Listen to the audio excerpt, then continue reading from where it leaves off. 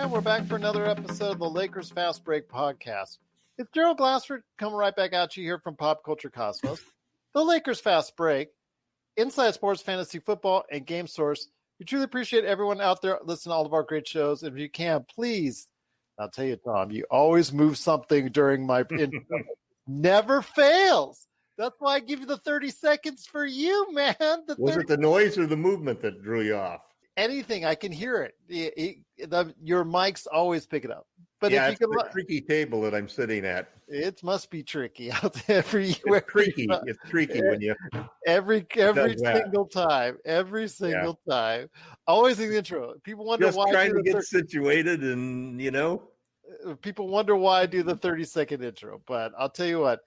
If you can, please let us know. Please do what you can to share, subscribe, like, follow, do whatever you can to support us right here at the Lakers Fast Break. It is truly appreciated. Want to go ahead and thank you so much for listening and for watching, and appreciate everybody out there giving us some love each and every time out. If you get a chance, please give our Lakers Fast Break channel a try as far as going ahead and checking out some of the shows, because I just dropped, just before the season started, the Lakers Championship Rewind Part 3. I want to go ahead and tell you it was just a labor of love. It took a while to complete. I had to go through a lot of archives to pick the very best and most poignant episodes, and at least excerpts from them, to go ahead and gather it into a final part that I thought was fitting for the Lakers Championship. So hopefully you get a chance to listen to not only Part 3, but Part 1 and 2 of the Lakers Championship Rewind. And then, of course, the Lakers Roundtable from this past weekend. So there's a lot of good stuff on Lakers Fast Break. And also check out Lakerholics.com. Tons and tons of articles are there. Please check it out today at Lakerholics.com. Also want to give a big shout out to Sebastian, who watched the showdown on Sunday that we did for the previous Lakers Fast Break. He said he said some words like calm down. We're going to keep it civil today because we're going to keep it short, because there's really not much really to belabor over, because today's game, let's put it this way, it's a hangover. It's a ring hangover. Happens seemingly every single year. Whoever wins the championship, they get the rings, and they always come out slow. It seems, I think if you always take the first quarter and whatever other team is, you always get your money in Vegas. That's what they seemingly every bet on every year. And it was the case. Just never got over the hump. They tied the game in the third quarter, but never quite got over the hump, as the Lakers lose in their first game of the year, similar to what they did last year. Could that be a precursor for a repeat? We'll have to wait and see. But they did lose 116-109 today. And here with me for a recap of today's game is a good friend indeed. He is the guy who I did spar with, but we have made up. And so, Sebastian, you're right. We got to keep it a little bit more civil. We will definitely today. It is my good friend indeed. It is LakerTom. LakerTom, before you come on, I want to go ahead and give a big shout out to Stone Hansen, who has come on the show many, many times, and also our own Jamie Sweet of Lakerholics.com. Both are under the weather right now, and our thoughts are with you. Feel better, get well soon, and we hope everything will be okay. I know the Lakers loss didn't help you any, but I hope you get better soon. Anyways, maybe a Christmas Day win will help just instead. But LakerTom, not quite the way you wanted to start off this season, but then again, they did the same thing last season as well. Yeah, you could see the trap game coming with the Clippers obviously hungry to do well. Paul George looking to redeem himself. And just sitting there watching the ring ceremony. And the ring ceremony was, and I'll just take a second of time out that I thought that the Lakers did a classy job. You can't doing this in front of an empty stadium is a whole lot different than doing it in front of the entire Staples Arena filled with Lakers fans.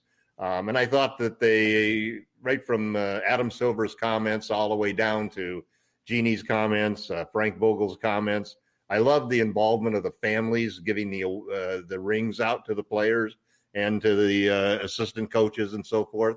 So I thought that was great. And I was standing up in front of the television clapping every time everybody got their rings. And it's kind of funny. I noticed that everybody kept trying to put them on their ring fingers, but they only would fit their little fingers. So I knew that there was a rush to get the rings out, and there was some question of whether they'd be ready for the ceremony. Obviously, they weren't personally sized before the ceremony. Yeah. You're dealing with NBA players, and these guys have got big hands, and player after player was putting it on his pinky as the only finger that he could get it on. But congratulations to the Lakers for winning the championship. Congratulations to the Lakers players who weren't there tonight that were part of that team.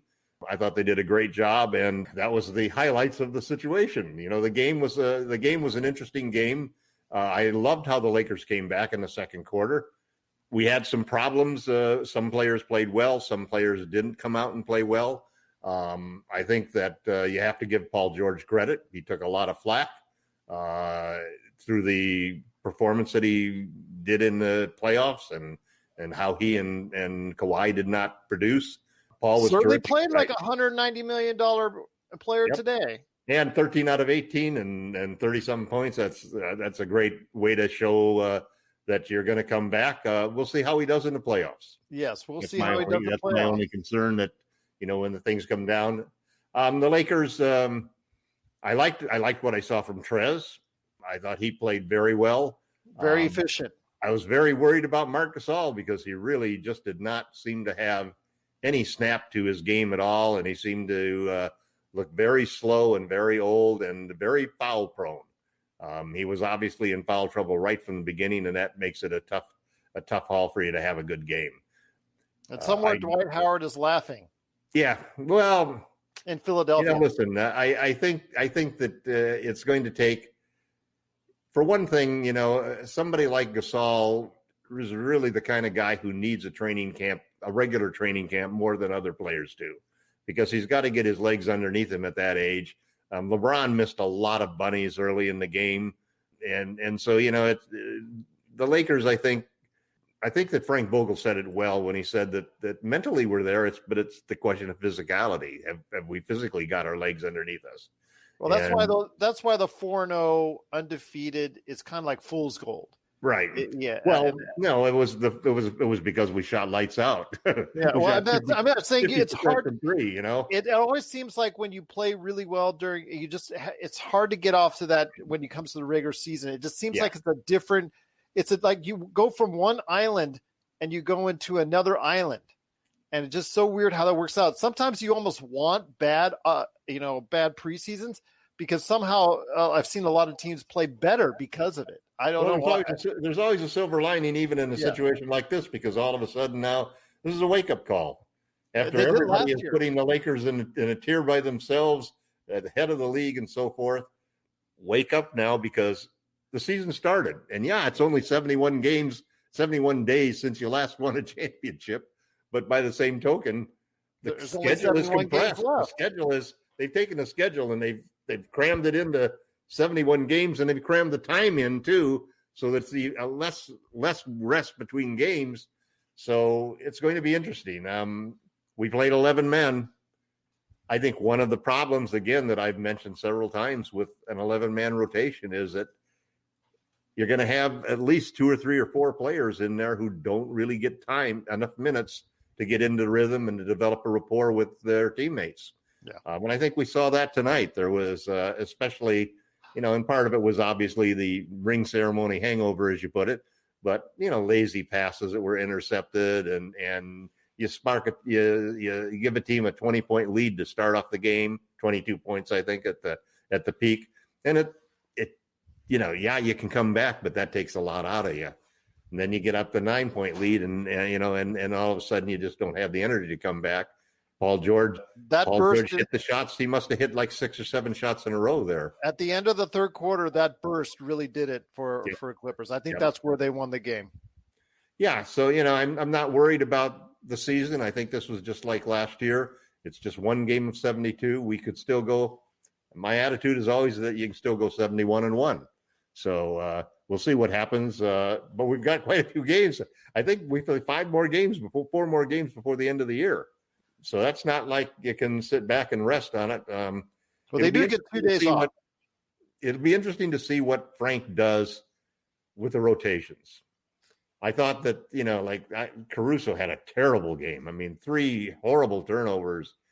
finally hit that 1 3-point shot. Otherwise, he would have gone over for the whole night. He didn't play well. Gasol had a terrible game, got a 0 for his first game as a Laker. Wesley Matthews had a terrible game. It's funny. He looked great in preseason with his defense, but Kawhi and Paul George tore him apart. And he really, he's got those long arms, so it's always been something, but he's still only 6'4", so he looks 6'4" tonight. You never saw the long arms get involved in making the kind of defensive plays you need. So the Lakers definitely are suffering from not having had a regular preseason, suffering from the hangover of the ring ceremony.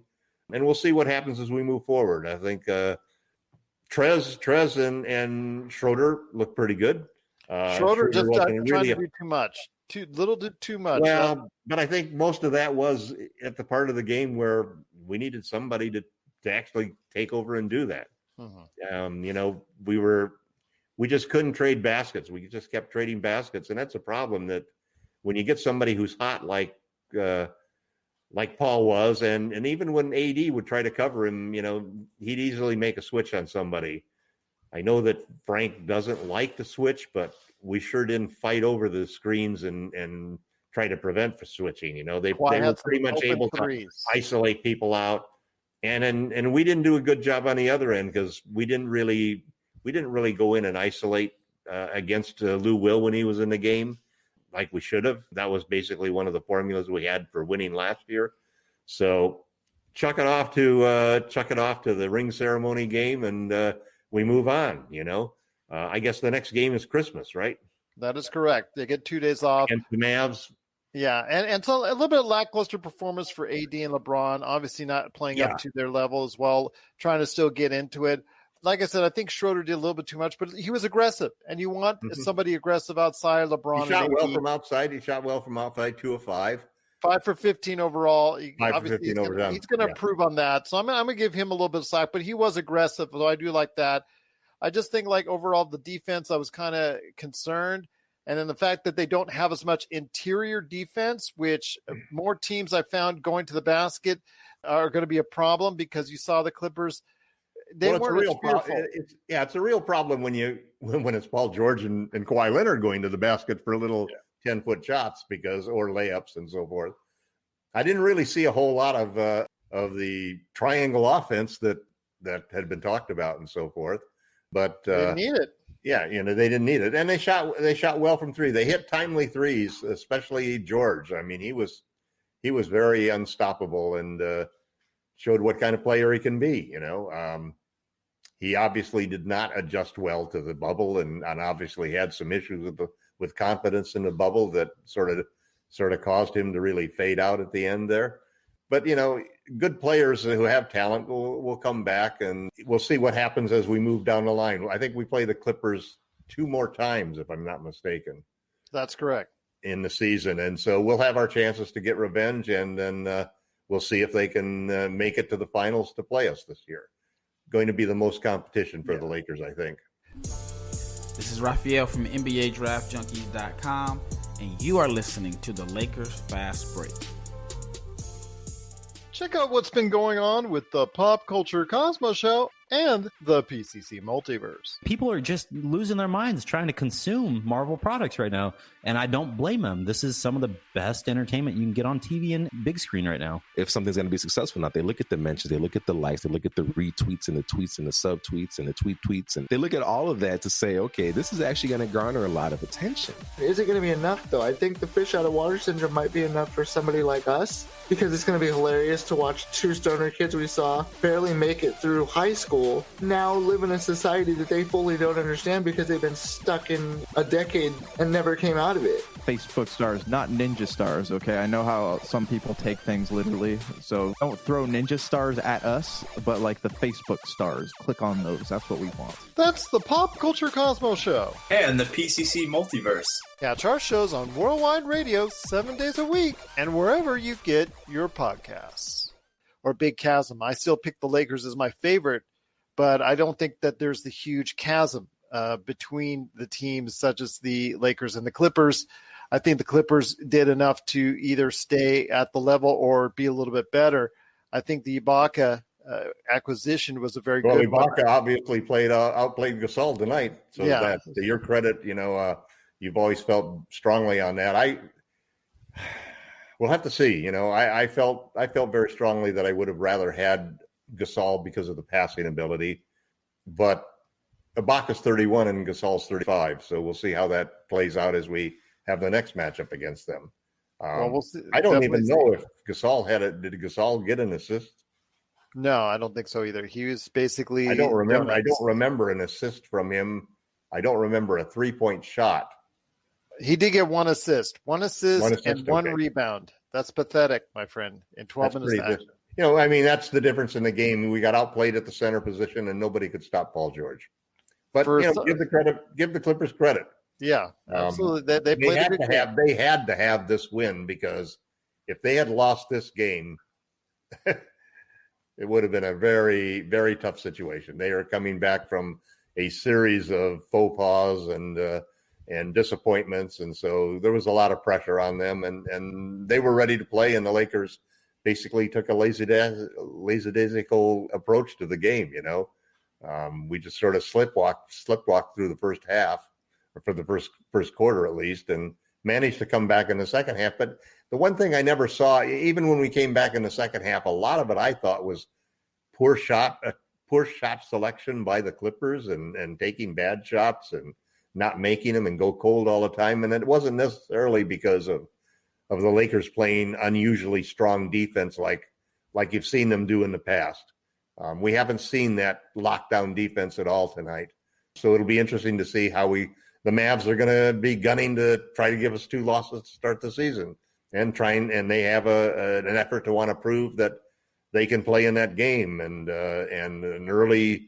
Luka's an early favorite for MVP, so it should be a good challenge. It'll be a good challenge. Yeah, I'll be looking for it, my friend. We'll be looking for it.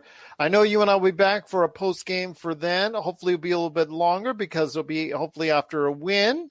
Get back off the schneid. But then again, like I said, I'm not too bummed, because they did the same thing last year, and look what happened. So maybe they should lose. Well, if we go 24-3 for our first 27 games, we'll both be happy. Yeah, we'll both be happy, and maybe that, if that's the case and they win again, maybe they should schedule the Clippers each and every year as the first game of the year just to lose, just so that would be the mean they could go ahead and win the championship. But that's again, they have to prove it. We'll find out whether you're right that there isn't a chasm between the Lakers and other teams in the league, or whether I'm right and Zach Lowe's right that the Lakers are in a tier by themselves and everybody else is behind. Well, I still think the Lakers should be a favorite going forward, but again, I just don't think it's that wide. When you're dealing with situations like matchups and things of that nature, and for instance, like all you need is a Paul George or a LeBron James to get hot, or an AD to get hot at the right time, and it just swings one way or the other, as you can see right there. It could even be a Lou Williams or a Kyle Kuzma or Jalen Horton Tucker. They got to play him more than 11 minutes, my friend. It's awful hard to get any rhythm when you hardly touch the ball, too. Yeah. So I remember Montrezl Harrell. He would run by Montrezl Harrell, and Montrezl Harrell would not pass him the ball in an obviously open pick and roll situation. Well, they obviously had given Caruso the job of running the team at that point in time. He came in as a second point guard, and he played point guard. Taylor did not play point guard when he came in at all, and either in his short stint in the first half or a short stint in the second half. Maybe that's we'll see. We'll see how Frank adjusts to everything. I mean, I suspect that he'll keep the same starting lineup. Kenny played well. Had that one little streak where he made like 7 points in a row that really was the catalyst for us getting back into the game. So I thought he played pretty well overall. But he did get hit in the calf. He did get that was a Marc Gasol screen. It was Zubac's. It was Zubac's screen where he comes to a jump stop with his knee right into his calf. And Zubac's played well for the Clippers. Zubac's played well. And still hurting over that decision. Probably the worst trade of the Rob Pelinka era is that one. That one still, even though that was Magic Johnson influenced, it's got to hurt on that one. So I mean, other than that, like I said, well, I don't know. I'm still. See, I didn't mind that just simply because I've wanted the Lakers to get into the modern era and have a stretch center so that they'd open up the floor for LeBron and AD. Yeah, but when that stretch center on the team couldn't hit the broadside of a barn. Well, yeah. Well, he didn't even have a shot. He didn't get open for a shot. That's true. But he's doing well in Oklahoma City, from what I remember. Right. So, anyways, I'll tell you what. Again, we'll recoup. We'll regather it. We lost the first one, but you know what? We did the same thing last year, and look where that led us. Yep. It led us to some rings, which the Lakers did get tonight. Some beautiful, fantastic rings. But that sluggish ring ceremony didn't. Right. But in the long run, the guys will remember this is a good night because they got the rings, man. Yeah. And, every single one of those guys, watching them walk up and pick up their ring and try to put it on their ring finger and have it not fit, but then putting it on their pinky and, the guys that kiss the ring and so forth. And you could see a great deal of joy and pride there. So, give them a pass. I'll give him a pass. Absolutely. Like I said, we'll the game, move on to the next one, and we'll see what happens. But I think we'll bounce back on Christmas because there's a lot of pride on this team, and there's a lot of pride in LeBron James and Anthony Davis. They're not going to want to go 0-2 to start. Yeah, I think we should give them a lot of credit. They'll bounce back against Luka coming up on Christmas Day. It is the ring hangover. I'm going to go ahead and attribute it to that. But again, the Clippers played an outstanding game, and with credit. Yeah, give Paul George and both Kawhi chipping in with a solid 26 as well. They didn't have an answer for them tonight, but in the future going forward, we'll see what happens. But once again, it's LakerTom for Lakerholics.com. Before we head on out, my friend, I want you to just go ahead and give a shout out to whatever it is you're up to on your articles that we can go ahead and catch there. Plus also catch the stuff from Jamie Sweet, who I hope, again, is feeling better. Also as well as Sean Grice, a.k.a. Magic Man. You got to catch all the articles that they do, but I know you've got a ton of articles that you're doing as well at Lakerholics.com. One of the things that I've been pushing, and I'm still a fan of it, and I'd like to see it, which is this sort of idea of sitting a couple of guys every night, 2 or 3 guys every night, so that we can run a regular 8 or 9 man rotation. So that, and I think also that you can match up better with the teams that you're playing, and it's really hard to get a rhythm when you're playing an 11-man rotation. And also, too, I think that we don't have our legs yet.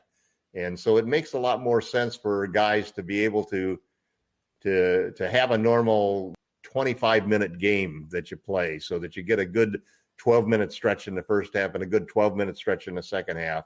And as we go through the season, there obviously are situations where the starting lineup, especially the guards, not so much the LeBron and AD are going to start every game. And at least for the near future, Gasol's going to start every game. So the question is then who starts at guard? And there's really not a huge difference in quality, at least when you look at it on paper for the guards. I think KCP is the most productive guard that we have. He was the 3rd best player on the team last season. So you figure he's going to be in there. It appears that Schroeder's going to be the guy who's going to be given the starting job to start off with and to keep it. So I think that's still going to be what Frank Vogel does moving forward. But I would like to see more playing time for Talen Horton-Tucker. I'd like to see more playing time for Harrell off of the bench.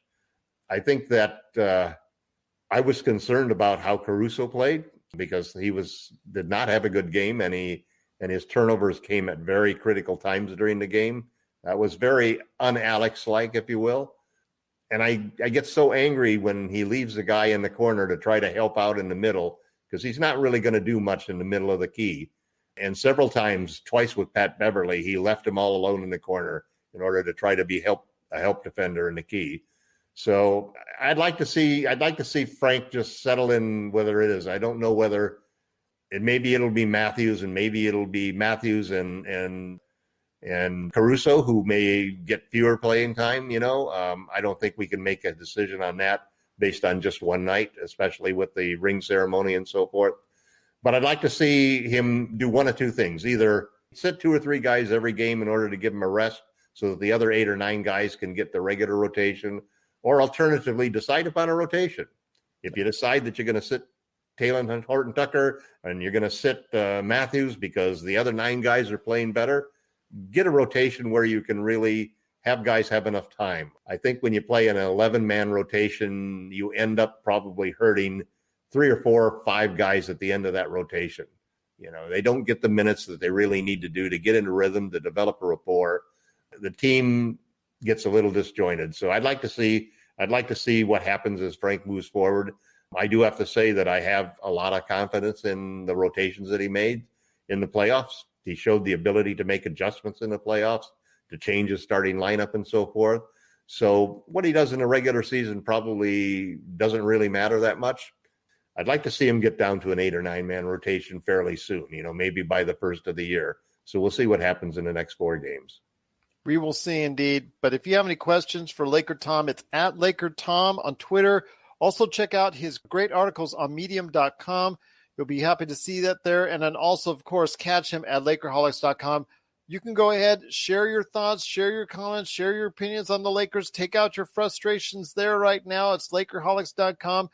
While you're doing so, you're going to see a ton of great articles. You'll see some great videos from Rafael Barlow. And, of course, you'll see all the different podcasts from the Lakers Fast Break, including the latest ones, our Championship Roundtable Part 9 from this past weekend, where you can see us blow up against each other on Facebook Live, but you can also go ahead and check out the audio version as well. And, of course, the third and final part of the Lakers Championship Rewind, again, that covers the entire season with the best excerpts from the season as far as the Lakers Fast Break episodes. So I hope everyone enjoys that. I think it was well worth it because it was something that I worked really hard on. So hopefully everybody will go ahead and give that a listen. Once again, that's the Lakers Championship Rewind Part 3. Part 1 and 2 are there as well at the Lakers Fast Break channel, wherever you get your podcasts. But LakerTom, again, we'll recoup.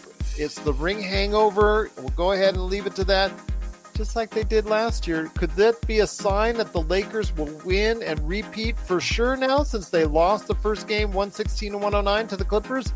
We'll wait and see. I'm hoping it is. I still think that they do have the best team in the NBA, but they've got to work out some kinks. But we'll see what happens this Christmas.